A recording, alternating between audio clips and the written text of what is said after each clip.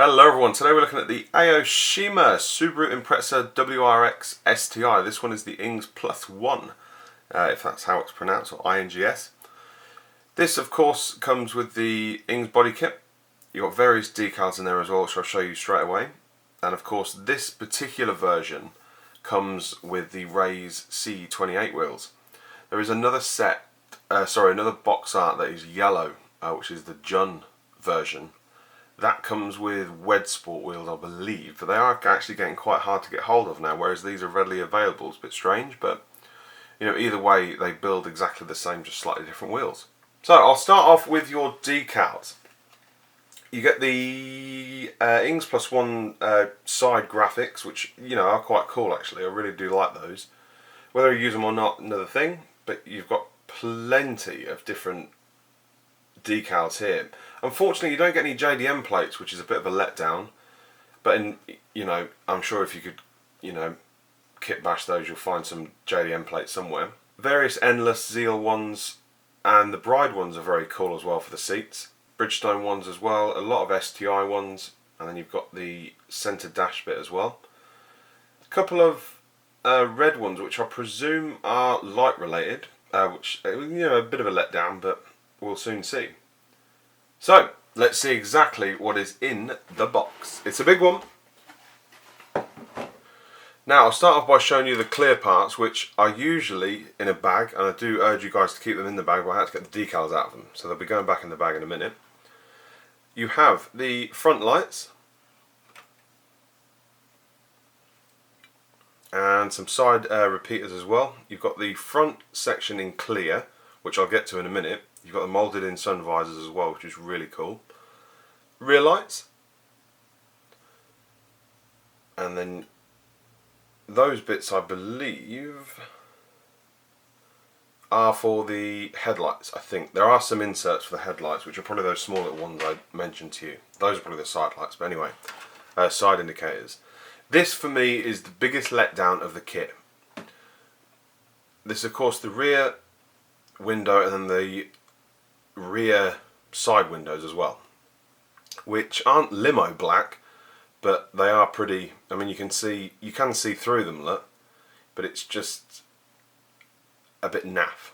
Personally, I'd have preferred clear or even both, given the option. You know, it's just a shame really if you want to make a highly detailed model in terms of the interior, and then you get the tinted glass and it's, you sort of can't see any of your hard work, which is a shame, but as with us modelers, we know it's there. So, but anyway, first sprue, which is a bit of a wobbly one. You've got the scuttle panel and the wipers for right hand drive and left hand drive. I'll flip this over. Now we've got part of the exhaust. You've also got the front suspension arms there, and the rear wiper, and then various different brakes as well, should you want to fit 6 wheels to it. That is a bit strange, but yeah, that's pretty cool. Now, I'll show you the interior. If I can get these, I've made love as well in the box. Now, as always with pretty much all the Aoshima kits that I've come across, they do have separate door cards, which is very nice. The detail in the centre section, I'd have preferred it to be separate, just for detailing purposes, but it's not a major thing. Very happy with that. Nice crisp details, especially on those rear seats. Now I'll show you the door cards. There you have it. Of course they are the same either side. Very, very detailed. That's fantastic, that is. Seat back-ends as well, which is a huge bonus. Hardly any cleanup on those as well. Now, the remaining parts on this sprue, you've got the pedals, the headrests for the rear seats, steering column, and then your, if I can get this in focus without, this box is massive, and there's of course your steering wheel. Now I'll show you the body now. Here you have it. Front bumper's separate, as well as the bonnet hood and the rear bumper as well, and the side skirts. The door handles are moulded in, which I'd have preferred them not to be, but you know, it's not. I'm going to mark it down for that, but no real sort of panel mould lines that are jumping out, to be honest. Everything's nice and crisp, the detailing on it. Yeah, it's a very nice body indeed. When I get around to building it, guys, I'll let you know how the bumpers and that fit on that. And talking of those, here they are. There's the front one, very cool looking. I think I may make this whole grille open, but we'll see. The plastic seems pretty, you know, sturdy, so that shouldn't be too much of a problem. There is of course your rear bumper, and then your side skirts. There they are in all their glory, very nice indeed. Everything's moulded white as well, which is quite cool. I do like it when they're moulded white, or even grey. White's a bit of a pain to show you on camera, but... And there you go, there is your bonnet, or hood. The vents there aren't open, obviously this one is, but that one's not, which is a bit of a shame. You know, there's nothing stopping you opening that up at all. So yeah, very, very cool. You've got two little tabs on there to attach it to the body.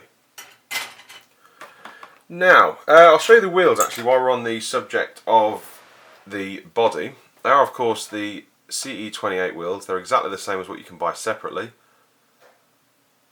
And they're very nice. Nice to actually see them in silver, and almost seem like gunmetal or gold. Not that there's anything wrong with that, but it's just they actually still look good in silver as well. And here they are up against the body. Voila. Very nice indeed. I think 18 is like the perfect size for this Impreza. Model wise, I don't have any experience with a real car, but now the seat backings of course go on to the actual seats, which are here. Personally, they're not my cup of tea. That sounds so English, doesn't it? There's your front lower part of the bumper as well. And then you've got the two dashboards. The left-hand drive and the right-hand drive is of course exactly the same. And then, just a few little tidbits. That part here goes underneath the bonnet scoop. There's the fins. And then, I'm not sure what that is, probably the top of the speedo, I would have thought. You've got the handbrake, rear view mirror, gear shifter, and then an extremely tiny part, which is... I have no idea what that is, but it will say in the instructions. There is a link in the description, guys, to the instructions. Now, a little bit of mesh that you get for, of course, the front bumper. And suspension parts. I will show you this bit first, and then we'll go on to the chassis. There is, of course, your front part. And then you've got the tabs for the wheels. Steering arm, and then the rear section with the moulded in differential, and then there's the backings to the headlights. Now, this kit seems perfect until you see the chassis. It isn't the worst chassis I've seen, but it's by far not the best. The mouldings are very shallow, you know, it's probably a lot of it's covered up anyway, but it's just a little bit frustrating when it's such a shallow moulding of everything. In this area in particular, but apart from that, it's very nice. So yeah, more info on that one, of course, I build it. Now you've got two chrome sprues on this in this kit. First, here showing the backings for the rear lights. You've got the wing mirrors as well, and then you've got the actual headlight inserts as well, and then a couple of exhaust options as well. Voila. And then your final one has the actual back box of the exhaust, and then you've got the chrome parts for the front side repeater, you know, the vent area things. I think. Let me just check. Yes, they are. Sorry. Now there are 3 more sprues left. Here's your rear spoiler. And then you've got the wing mirrors as well. These are the standard ones, I believe. They are, yep. And there you have it. Those clear parts will go on the mirrors. There we go, tidied that one up. Number plate there as well, and then you have the canards there. I won't be using these on this build personally, but they may come in useful for another build. And then you have your fog light delete kit, which goes in the front bumper. Personally, I'm going to drill those holes out and have them as, you know, extra air intakes for the power. But yeah, all in all, it's a very nice kit. I don't think I'm going to mark it down on the chassis because it's not that bad. You know, for a curbside kit, it's, you know, it's adequate, shall we say. Not to sound like, you know, a bit of a beep, but I can't really fault the kit, to be honest. It's, you know, everything's there should you want to build it left-hand drive, right-hand drive. You've got all the backings as well for the rear lights, which is another plus point. Chassis-wise, I think with the exhaust that comes with it, I'd personally just, for the sake of building a custom exhaust, you could go a bit crazy and make your own muffler. It would probably look a little bit better than that. But, you know, of course you've got the option there to do whatever you wish. So yeah, let me know what you think, guys. I'm in a rush to, well, not in a rush, but I'm looking forward to actually building this kit. I should have a new model room in the next 2 months, and of course I'll get back into airbrushing, and that's when I'll really start, you know, banging the kits out, when I can actually airbrush with my own, you know, inside booth instead of having to go outside. And as I'm sure you're well aware, English weather isn't that great. But yeah, all in all, I can't really fault the kit at all. I wouldn't say it's perfect, but it's, you know, it's a very, very good kit. And coming up next, guys, we've got the Fujimi Volk Racing TE37s in 18-inch. I'll see you there, guys. Take it easy. Bye-bye.